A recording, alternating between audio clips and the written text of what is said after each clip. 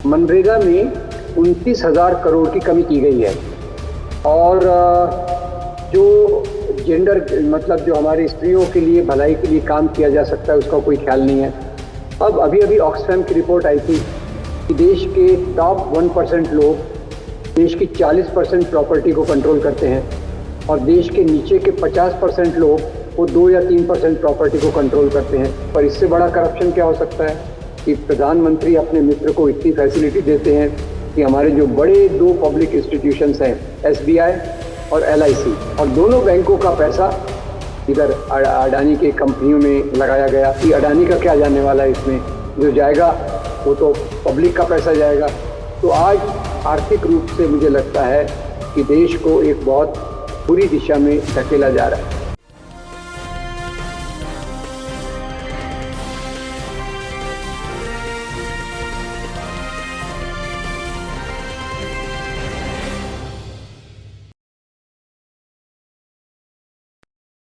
Hello, नमस्कार, आदाब, सत श्री अकाल और अस्सलाम वालेकुम। मैं हूं मोहम्मद अहमद काज़मी, लेकर आया हूं आपका पसंदीदा कार्यक्रम आपके रूबरू। इस वक्त देश की हालत क्या है वो हम आप अच्छी तरह महसूस कर रहे हैं। हर एक इंसान अपने आप को इनसिक्योर महसूस कर रहा है। इनसिक्योर इसलिए कि जो बैंक में उसने पैसे रखे थे बचा करके अपनी किसी जरूरत के लिए, वो उसे मिलेंगे भी या नहीं, ये सवाल हर आदमी के जहन में है। लोग एक दूसरे से पूछ रहे हैं कि क्या स्टेट बैंक में रखा हुआ पैसा हमारा महफूज है या नहीं। ये इसका जवाब किसी के पास नहीं है। चूंकि अडानी ग्रुप के पास RBI का और LIC का और बहुत से सोर्सेज से पैसा पहुंचा हुआ है, वो कंपनी डूब रही है। एक रात में 20,000 करोड़ रुपया लोग उससे निकाल लेते हैं। अब तक जो ताजा खबर है, 100 अरब डॉलर का नुकसान कंपनी को हो चुका है। लेकिन आप बिल्कुल इस धोखे में ना रहें कि कंपनी को नुकसान हुआ है। वो हमें, आपको नुकसान हुआ है मिसमैनेजमेंट की तरह मिसमैनेजमेंट की वजह से और सरकार की तरफ से कुछ खास लोगों को मदद करने, उसको पूरा फ्रॉड करने की गुंजाइश देने, करप्शन करने, ये सारे इम्कान उन्हें दिए गए हैं और आज देश इस चौराहे पर आके खड़ा हुआ है। इस वक्त पार्लियामेंट चल रही है, लेकिन पार्लियामेंट में जैसा बजट आया वो आपके सामने है। उसके अलावा अगर अडानी पर सवाल किया जा रहा है तो सवाल का जवाब नहीं दे रही सरकार, बात नहीं होने दे रही, पार्लियामेंट में अपोजिशन को जवाब नहीं दे रही। यानी जो जनतंत्र में अपोजिशन का काम होता है उसको वो काम नहीं करने दिया जा रहा है। मीडिया पहले ही बिक चुका है, जिसे हम अक्सर गोदी मीडिया कहते हैं। अब सवाल कौन करेगा, ऐसी हालत में देश पहुंच चुका है। इसी के साथ साथ हिंदू मुसलमान नफरत न सिर्फ सड़कों पर नजर आ रही है बल्कि बजट में अब सरकार की तरफ से नजर आ रही है। माइनॉरिटी के प्लान्स को 38% फंड कम कर दिया है, मदरसों का फंड बिल्कुल नीचे किया है, जो मेरिट पर स्कॉलरशिप मिलती थी वो बहुत हद तक कम कर दी है। यानी नफरत भी चलेगी और करप्शन भी चलेगा। इन सारे इश्यूज को इस बात करने के लिए हमारे साथ इस वक्त खास मेहमान हैं जनाब राम पुनियानी जी, जो पेशे से मेडिकल बैकग्राउंड से आते हैं, लेकिन इस वक्त वो बहुत ही अहम काम कर रहे हैं सोशल एक्टिविस्ट के तौर पर। बहुत सी किताबें लिखी हैं, RSS को वो बहुत अच्छी तरह से जानते हैं। माइनॉरिटी इश्यूज और जो कमजोर तबकात हैं उनके लिए आवाज उठाते हैं। आज इस उम्र में भी देश भर में लोगों को जागरूक करने का वो काम कर रहे हैं। राम पुनियानी जी, वेलकम है आपका मीडिया स्टार। आप हमें समय दे देते हैं, उसके लिए बहुत बहुत शुक्रिया। मैं अपने दर्शकों को बता दूं कि पिछला वीडियो आपका तकरीबन 1 मिलियन से ज्यादा फेसबुक पर चल चुका है। लोग बहुत पसंद कर रहे हैं, सुन रहे हैं, समझ रहे हैं। आप भी इसको आखिर तक जरूर देखिएगा। राम पुनियानी जी, ये बताइए कि अब आप क्या महसूस कर रहे हैं, कैसे आप एक्सप्रेस कर पाएंगे आज की जो सूरत हाल है मुल्क की। आपने तो बहुत से उतार चढ़ाव देखे हैं मुल्क की सियासत के, आजादी के बाद से आप मुसलसल चीजों को देख रहे हैं। अब क्या लगता है, देश कहां खड़ा है? काजी भाई, देखिए, एक तो आज जो देश की हालात है उसमें पहले से भी ज्यादा, जैसे कहते हैं ना, करेला और ऊपर से नीम चढ़ा। पहले ही सांप्रदायिकता के कारण लोग बहुत परेशान हैं और ऊपर से जो आर्थिक हालात में खराबी लाई जा रही है वो उसके ऊपर और मुलम्मा चढ़ा रही है। अब ये देखिए कि एक तरफ तो बजट आया और बजट में भी आपने जो इशारा किया, बजट भी ये केवल समाज के कुछ तबकों के लिए है। जहाँ तक समाज के गरीब लोग हैं, अल्पसंख्यक हैं, महिलाएं हैं, उनके लिए तो इसमें कोई प्रावधान है नहीं। आपने बिल्कुल सही बताया, इसके पहले भी जो माइनॉरिटीज की वो प्री मैट्रिक स्कॉलरशिप थी उसको बंद कर दी गई। अभी माइनॉरिटी अफेयर्स का 38% जो बजट है उसको काट दिया गया। और देखिए, मनरेगा जो हमारे इसका एक बहुत बड़ा आधार है, उसके हजारों रुपए कट कर दिए गए। मनरेगा के साथ साथ ही जो इस प्रकार की चीजें हैं हेल्थ पर लगने वाली, मनरेगा में 29,000 करोड़ की कमी की गई है। और जो जेंडर मतलब जो हमारी स्त्रियों के लिए भलाई के लिए काम किया जा सकता है उसका कोई ख्याल नहीं है। अब अभी अभी ऑक्सफैम की रिपोर्ट आई थी कि देश के टॉप 1% लोग देश की 40% प्रॉपर्टी को कंट्रोल करते हैं और देश के नीचे के 50% लोग वो 2 या 3% प्रॉपर्टी को कंट्रोल करते हैं। तो उसका निराकार करने का ये बजट बहुत अच्छा तरीका था। बजट के माध्यम से ये जो इकोनॉमिक गैप है, आर्थिक विषमता है, वो कम कर सकते थे। तो उसकी तरफ तो कुछ ख्याल नहीं किया गया। तो यानी बजट ऐसा है कि इनको चुनाव में जिनके वोट चाहिए, एक मध्यम वर्ग का तबका, उसको हिसाब करके ये बनाया गया है। दूसरा, उसी के साथ साथ जो भयंकर लूट अडानी की कंपनी ने की हुई है, वो तो अमेरिकन उस रिसर्च फाउंडेशन का भला हो, उन्होंने ये रिपोर्ट को सामने लाया और उस रिपोर्ट के माध्यम से पता हो गया कि कितनी हेरा फेरी हमारे फाइनेंशियल सिस्टम में हुई। अब उन्होंने ये 5-6 देशों में नकली कंपनियां खड़ी की और उसका उन कंपनियों के आधार पे उन्होंने अपना पूरा साम्राज्य खड़ा कर दिया। और जो करीब पिछले 1 साल में उनकी संपत्ति में 10 गुना वृद्धि हो गई। और यहाँ मैं बता दूं कि राहुल गांधी का लोग मजाक उड़ाते रहे हैं, वो 1 साल से ये बात लगातार कहते आ रहे हैं कि मोदी जो काम कर रहे हैं वो अपने मित्रों के लिए कर रहे हैं और उनकी बात की कोई दखल नहीं दी गई, अपोजिशन की बात की कोई दखल नहीं दी जाती। तो आप बताइए कि उनकी जितनी कितनी स्पीचेस में उन्होंने इस बात को दोहराया कि हमारी अर्थव्यवस्था में, अभी उन्होंने नया शब्द दिया मित्रकाल। मित्रकाल यानी मोदी के जो मित्र हैं, खास तौर से वो दो गुजरात से दो हैं और उसमें अडानी तो उनके काफी बहुत करीबी हैं। आपने फोटो देखा होगा कि अडानी के प्लेन में बैठ के वो आराम से सुस्ता रहे हैं। अडानी के प्लेन में पूरा इलेक्शन कैंपेन कर रहे हैं। अडानी के प्लेन पे बैठकर वो दिल्ली गए थे जब उनको प्रधानमंत्री की शपथ लेना था। तो ये एक घरेलू मामला, लोग कहते हैं कि करप्शन नहीं होगा। ये जो अन्ना मूवमेंट था उसमें भी ये साथ में थे। पर इससे बड़ा करप्शन क्या हो सकता है कि प्रधानमंत्री अपने मित्र को इतनी फैसिलिटी देते हैं कि हमारे जो बड़े दो पब्लिक इंस्टीट्यूशंस हैं, एसबीआई और एलआईसी। अब देखिए, एलआईसी ने लोगों को कितनी राहत दी है उसका कोई अंदाज नहीं है। गरीब लोगों को, आम लोगों को बहुत बड़ी राहत दी है। और एसबीआई एक बैंक है जहां कोई भी गरीब जाके अपना अकाउंट खोल सकता है। बड़े बैंकों में तो बहुत मुश्किल होती है।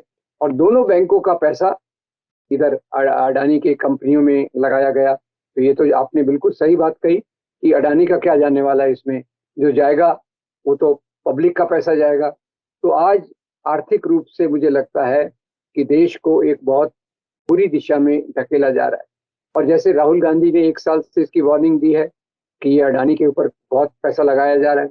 अभी पार्लियामेंट में भी ये जो डिबेट चल रहे हैं उसमें भी अपोजिशन की बात को सुनने न सुनने की बात है। तो इस सरकार का एक रवैया है कि जो भी सरकार मजहब के नाम पे काम करती है, वो सरकार आम लोगों की समस्याओं से उसको ज्यादा लेना देना नहीं होता। कॉरपोरेट के कुछ तबके और उनका एक गठजोड़ रहता है जिसके आधार पे वो अपनी सत्ता को चलाते हैं, राजनीति को चलाते हैं। ये कॉरपोरेट को सुविधा देते हैं, कॉरपोरेट इनको फंडिंग देते हैं और वो फंडिंग के बेसिस पे सब कुछ करते हैं। ये ऑपरेशन कमल तक चलाते हैं। हमारे महाराष्ट्र में सरकार बदल गई और वो शिवसेना के इतने एमएलए एक तरफ से दूसरी तरफ हो गए। कर्नाटक में यही बात हुई, राजस्थान में ये करने की कोशिश की। तो ये जो उनका तरीका है, इसमें कॉरपोरेट और सांप्रदायिक ताकतें, ये दोनों का एक गठजोड़ होता है और वो हमको बिल्कुल स्पष्ट रूप से बजट में भी दिख रहा है। अडानी के जो पूरा मामला, हिंडनबर्ग की जो रिपोर्ट आई उससे भी दिख रहा है।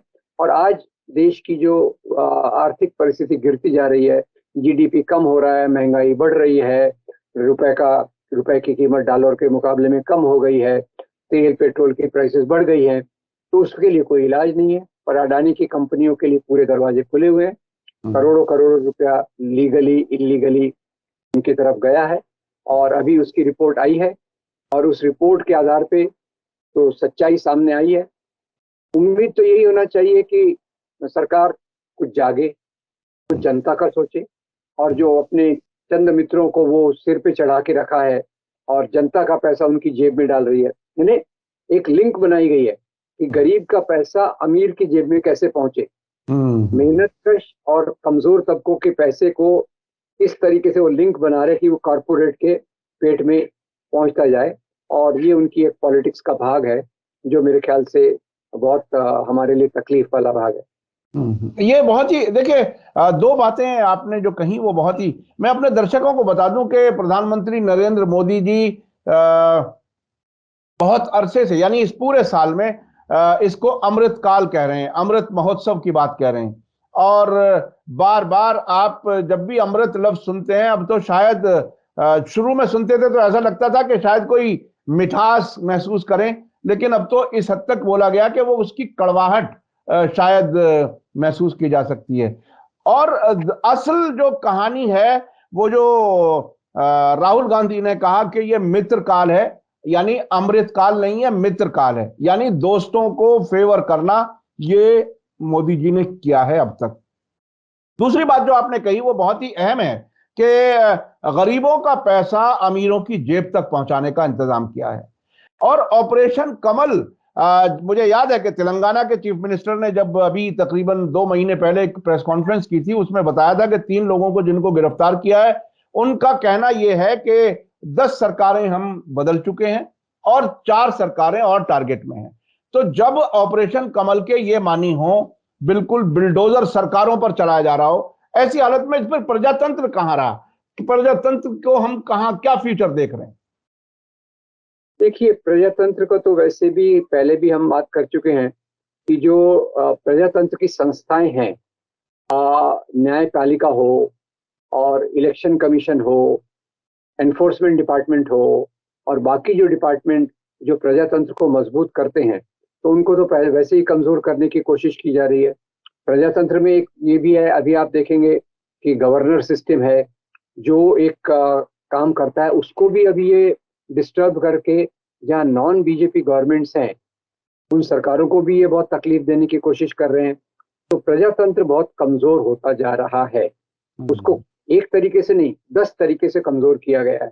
कहीं करप्शन के माध्यम से, कहीं इन्फिल्ट्रेशन के माध्यम से, और कहीं दूसरे तरीकों से प्रजातंत्र को कमजोर करने की कोशिश की गई है। और ये अभी का जो बजट और अडानी का मामला, ये इस बात को और सिद्ध करते हैं कि हमारे रास्ते में कितनी बड़ी रुकावटें हैं।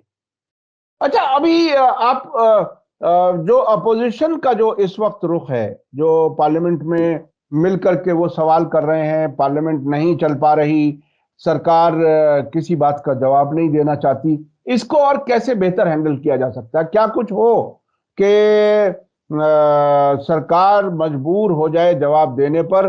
क्या ऐसा मुमकिन है, या सिर्फ सैटरडे संडे मंडे ट्यूसडे आएगा और ये सेशन भी इसी तरह से खत्म हो जाएगा? क्या क्या लगता है आपको? कुछ कुछ देखिए, दम पड़ता हुआ लगता है? पहली बात तो ये है कि ये जो अपोजिशन की यूनिटी है, अपोजिशन इस समय साथ में रहे, एक दूसरे के मतभेदों को भूलकर, और अगर इनकी बात नहीं सुनी जाती तो पार्लियामेंट में ये लोग चेन हंगर स्ट्राइक पे बैठ सकते हैं, ताकि जनता का ध्यान इसकी तरफ हो, दुनिया का ध्यान इसकी तरफ हो, और हो सकता है सुप्रीम कोर्ट में अगर कोई राहत मिल सके तो वहां से कुछ कोशिश करें, या फिर लोग इसका विरोध करने के लिए जगह जगह इस बात का विरोध करें कि हमारी पार्लियामेंट में अपोजिशन की बात सुनी जाना चाहिए। वही रास्ते इसके लिए खड़े हैं जो अपोजिशन पार्टीज को इस समय पूरी अपनी कमर कस के सामने आना पड़ेगा, लोगों को लाना पड़ेगा, और पार्लियामेंट में चेन हंगर स्ट्राइक हो, या शहरों शहरों में लोग आकर नुक्कड़ मीटिंग्स करें और सरकार की इन बातों का विरोध करें, वही एक रास्ता तो मुझे दिखता है। अच्छा, आपने दुनिया की तारीख पढ़ी होगी, बहुत से वाकयात मुख्तलिफ मुल्कों में देखे होंगे। ये जिस तरह से प्रजातंत्र की संस्थाओं को कमजोर किया जा रहा है, ये तो हम लोग बहुत एहतियात से कहते हैं कि किया जा रहा है, यानी एकदम ये कहना जरा मुश्किल होता है, सख्त भी होता है कि हम ये कह दें कि प्रजातंत्र नहीं रही, लेकिन जो प्रैक्टिकल है वो हमारे आपके सामने है। क्या दुनिया में और भी कहीं कुछ ऐसी मिसालें आपने देखी हैं, समझी हैं, पढ़ी हैं कि इस तरह से प्रजातंत्र पर दिन रात एक तरह से कुल्हाड़ी चलाई जाए, उसकी जड़ें काटी जाएं और उसके नतीजे में मुल्क इस तरह से तबाह हो? ऐसा बिल्कुल जैसे बंबई की जबान में कहा जाता है ना कि सुपारी ली हुई है, तकरीबन ऐसा लग रहा है कि हर चीज को तबाह करने का इंतजाम है। अब क्या आपको लगता है दुनिया में कहीं कुछ और भी ऐसे वाकयात कहीं आपके सामने हैं?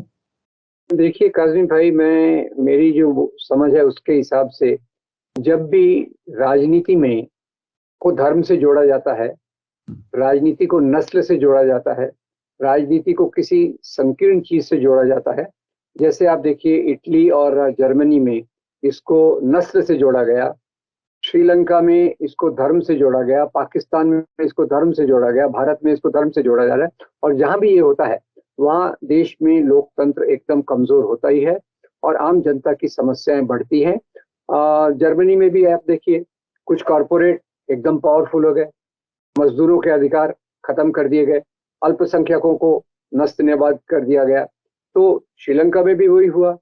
श्रीलंका की भी आप हालत देख रहे हैं, वहां भी उन्होंने सिंहला बौद्ध के नाम पे इसी प्रकार का पॉलिटिक्स किया और वहां भी परिणाम आप देख रहे हैं कि वहाँ हिंदुओं पे कितने अत्याचार हुए, क्रिश्चियंस पे अत्याचार हुए, मुसलमानों पे अत्याचार हुए। पाकिस्तान में देखिए, पाकिस्तान में यही चीज इस्लाम के नाम पे हो रही है और पाकिस्तान में डेमोक्रेसी कब आती है समझता ही नहीं है। ज्यादातर तो आर्मी का जनरल प्राइम मिनिस्टर के सिर के ऊपर खड़ा रहता है बंदूक लेकर। तो वहां भी कोई लोकतंत्र की उम्मीद मुझे दिखती नहीं है। तो मेरी समझ ये है कि जहां भी लोकतंत्र को राज धर्म से दूर रखा जाता है वहां वो आगे जा सकता है। जहां भी धर्म के मुद्दे, भावनात्मक मुद्दे राजनीति में आ गए तो वहां फिर लोकतंत्र की जो जड़ें हैं उसको कुरेदा जाता है। और यानी धर्म जो हमारी आस्था का सवाल है, हमारे दिल का सवाल है, जब वो दिमाग पे चढ़ जाता है और केवल पहचान के नाम पर, क्योंकि मैं तो मानता हूँ धर्म तो एक मोहब्बत है, इंसानियत से मोहब्बत है, और धर्म के नाम का पॉलिटिक्स ये नफरत के आधार पे चलता है। तो जहां भी धर्म हो या नस्ल हो, कई यूरोपियन देशों में ये नस्ल के नाम पे किया गया था, तो वहां भी यही हाल हुआ था। तो मुख्य मुद्दा ये है कि हमें जागरूक होकर राजनीति को राजनीति के आधार पे करना चाहिए, गांधी के रास्ते पे करना चाहिए, अंबेडकर के रास्ते पे करना चाहिए, ताकि हम वास्तविक मुद्दों को देखें और धर्म के आधार पे जो पिछले सालों से चल रहा है वो राजनीति को हम छोड़ दें। अच्छा राम पुनियानी जी, आपने आरएसएस को बहुत नजदीक से समझा है, आपने बहुत सी किताबें भी लिखी हैं, आपकी किताबें लोग बहुत दिलचस्पी से पढ़ते हैं और उस गहराई से बहुत कम लोगों की नजर है। ये सरकार शुरू हुई या बनी उसी प्रजातंत्र के उसूल पर, इलेक्शन जीत करके ये आए और उसके बाद में ऐसी भी आवाजें आने लगी कि शायद ऐसे कुछ हालात बना दिए जाएंगे कि मुल्क में इलेक्शन ही खत्म हो जाए। ये हो सकता है ये र्यूमर हो, ये ज्यादा चिंता की वजह से लोग ऐसा कह रहे हो। जिस प्रजातंत्र के जरिए यह सरकार आई, अब उसी प्रजातंत्र को तबाह करने का इंतजाम है, यानी सीधा सीधा डिक्टेटरशिप लाने का इंतजाम है। आरएसएस का अपना नजरिया क्या इसमें जो हिटलर और जायनिज्म इजराइल का, क्या ये दोनों मिलकर के आरएसएस का नजरिया बनता है या उसके अलावा भी कुछ और ऐसी चीजें हैं आरएसएस के नजरिए में जिसमें डिक्टेटर को बनाने के लिए उनके पास कोई बाकायदा प्लान है? क्या कुछ है, थोड़ा सा उसे गहराई से हम जानना चाहते हैं। देखिए, ये जो मैंने कहा कि जैसे पाकिस्तान में हुआ वो पूरा इस्लाम के नाम पे हुआ, श्रीलंका में हुआ पूरा बुद्ध धर्म के नाम पे हुआ। तो ये इनकी सिस्टम में डेमोक्रेसी की कोई जगह नहीं रहती और इनके सिस्टम में वो जो हमारा पुराना मनुस्मृति के मूल्य थे, जिसको हम कह सकते हैं ब्राह्मणवाद, जिसमें एक राजा होता है, ब्राह्मण राजा का एडवाइजर होता है, और एक कास्ट सिस्टम होता है, और एक औरतों का दुय्यम दर्जा होता है। वो सिस्टम की तरफ धीरे धीरे ये अलग अलग भाषा अलग है, भाषा अलग है, पर उसी रास्ते पर वो चलने की कोशिश है। तो भारत की जो अलग बात है वो यहाँ की मनुस्मृति की व्यवस्था, जिसको ये यहाँ कास्ट सिस्टम है, क्योंकि कास्ट सिस्टम देखिए आप, जर्मनी में इस प्रकार का कास्ट नहीं था। तो ये कास्ट सिस्टम के कारण इसकी एक स्पेशलिटी होती है। पर बाकी बात वही होती है कि लोकतंत्र नहीं चाहिए, अल्पसंख्यक नहीं चाहिए, गरीबों के अधिकार नहीं चाहिए, आदिवासियों के अधिकार नहीं चाहिए। ये मामला मुख्य रूप से उसी आधार पे जाने का एक तरीका है। तो अभी कितनी दूर हैं हम? ये सवाल हालांकि मैंने आपसे पहले भी किया, लेकिन अब आपको क्या लगता है कि इसके डैमेज कंट्रोल या डैमेज के रिपेयर के इम्कान कितने हैं, और हम गड्ढे में कितना गिर चुके? मतलब ये एक सवाल तो बनता है, जो लोगों के जहन में ये बात सवाल जरूर आता है कि आखिर हम क्या बिल्कुल ऐसे फंस चुके हैं कि इससे हम बाहर नहीं निकल सकते? वो एक हारी हुई प्रवृत्ति बनती है उसमें, या इससे बाहर निकलने का रास्ता कुछ नजर आता है? देखिए, ये सवाल हम थोड़ा बहुत चर्चा कर चुके हैं, और मुझे लगता है कि आज लोग जागरूक हो रहे हैं, लोगों में चेतना बढ़ रही है। और खास तौर से भारत जोड़ो यात्रा के बाद, मैं फिर से भारत जोड़ो यात्रा को आ रहा हूँ, क्योंकि मुझे पिछले कुछ सालों में वही एक उम्मीद की किरण दिखी, जहाँ एक जो पुराना नैरेटिव है, जो संस्कृति को धर्म से जोड़ता है, धर्म को एक धर्म से जोड़ता है और उसके आधार पर देश चलाना चाहता है, उसके खिलाफ जो दूसरा नैरेटिव गांधी का है, नेहरू का है, सुभाष बोस का है, ये यात्रा में मुझे उस नैरेटिव की झलक मिली कि ये जो महापुरुष थे, उन्होंने मोहब्बत की बात की, सबको साथ ले चलने की बात की, और ये यात्रा में भी बात यही हुई। महंगाई की बात हुई, गरीबी की बात हुई, बेकारी की बात हुई, और लोगों की शिक्षा और स्वास्थ्य की बात हुई। और ये जो चीजें हैं, मंदिर मस्जिद के मामले, इससे यात्रा ने अपने आप को पूरा दूर रखा। तो मुझे उसमें एक उम्मीद की किरण तो दिखती है, पर वो केवल एक शुरुआत है। काजी भाई, इतना आपको क्लियर कर दूं, उससे हम पूरे आश्वस्त नहीं हो सकते। आपको अगर 10 मील जाना है तो ये उस मील का पहला फरलांग है जो हमने शुरू किया है। यानी मैं ये कहना चाहता हूँ कि रास्ता बहुत लंबा है, रास्ता बहुत संघर्ष वाला है, और उस पे चलने की एक ही अच्छी बात है कि शुरुआत हो चुकी है। उस शुरुआत को मजबूत करने का काम सबका है, और मुझे उम्मीद लगती है कि ये शुरुआत और मजबूत होगी, और जो अभी निगेटिव नकारात्मक दिशा में हम जा रहे हैं, उसको रोक कर एक पॉजिटिव सकारात्मक दिशा में आने की उम्मीद बनती है। जी जी जी, बहुत बहुत शुक्रिया राम पुनियानी जी। हम इसी उम्मीद के साथ कि पूरा देश, हमारे सभी धर्मों के लोग, सभी समाजों के लोग बाइज्जत इस मुल्क में रहें, और कोई भी अपने आप को दोयम दर्जे का महसूस ना करे। जो जितनी मेहनत करे वो उतनी तरक्की करे, उसको कोई रोकने वाला ना हो, नफरत करने वाला ना हो। रास्ते में चलते हुए नाम पूछ करके, उसको आइडेंटिफाई करके, उसको मॉब लिंचिंग करने वाली भीड़ ना हो। ऐसे देश की हम बहरहाल उम्मीद कर सकते हैं, दुआ कर सकते हैं। और राम पुनियानी जी, आप पूरे देश के लोगों को बहुत सी चीजें बताते हैं, नसीहत भी करते हैं, मशवरा भी देते हैं। मैं समझता हूं इसका जरूर असर होगा। और जिस तरह से आपने कहा कि भारत जोड़ो यात्रा बहुत लंबे सफर का पहली मील का पहला फरलांग है, उसके लिए सभी को मिलकर के आगे बढ़ने की जरूरत है। जिसको अपने और अपने बच्चों की, आने वाली नस्लों की चिंता हो, अपने देश से मोहब्बत हो, अपने समाज से मोहब्बत हो, अपने पड़ोसियों से मोहब्बत हो, उन्हें सबको इसके लिए, अच्छे रास्ते के लिए, मुल्क को मजबूत करने के लिए बाहर निकलने की जरूरत है। ये बहुत ही अहम है, और ये शायद आखिरी मौका है। आखिरी मौका मैं इसलिए कह रहा हूं कि जिस तरह से पार्लियामेंट को खामोश कर दिया जाता है, जिस तरह से अदालतों को खामोश कर दिया जाता है, मीडिया को पहले ही खामोश कर दिया जाता है। हमारे कानून मंत्री कहते हैं कि एग्जीक्यूटिव और अदालत और पार्लियामेंट को टीम वर्क के तौर पर करना चाहिए, यानी हमारे इशारे पर काम करना चाहिए। जहां इरादे, नियतें इतनी खराब हो चुकी हों, वहां उससे निकलना सभी की जिम्मेदारी है। और सभी को इस सिलसिले में कोशिश करनी चाहिए। राम पुनियानी जी, बहुत बहुत शुक्रिया, आपने हमें समय दिया। इसी के साथ मुझे दीजिए इजाजत। धन्यवाद, शुक्रिया। जय भारत, जय हिंद।